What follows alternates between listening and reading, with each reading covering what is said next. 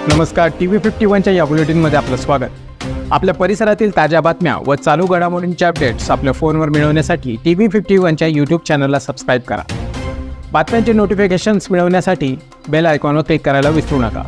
नाशिकमधून मोठी बातमी समोर येत आहे। नाशिक जिल्ह्यातील कळवणजवळ बुधवारी रात्री एका भीषण अपघातात 6 जणांचा मृत्यू झाला असून 2 जण गंभीर जखमी झाले आहेत। अपघातग्रस्त सर्वजण नामपूर येथील बधान कुटुंबीय असून नाशिक येथील नातेवाईकाच्या लग्न समारंभाहून नामपूरकडे परतत असताना ही दुर्घटना घडली। अपघात बुधवारी रात्री 11च्या सुमारास नाशिक कळवण महामार्गावर कोल्हापूर बाट्याजवळ झाला। बधान कुटुंबियांची कार MH41 DE 5443 सुसाट वेगाने जात असताना ती रस्त्यालगत असलेल्या विठोबा शंकर आहेर यांच्या बंगल्यावर आदळली।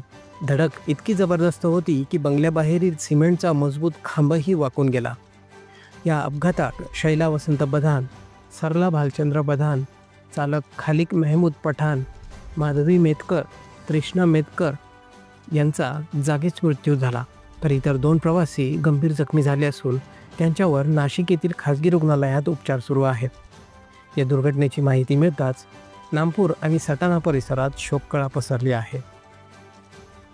पोलिसांनी घटनास्थळी धाव घेत पंचनामा केला असून पुढील तपास सुरू आहे।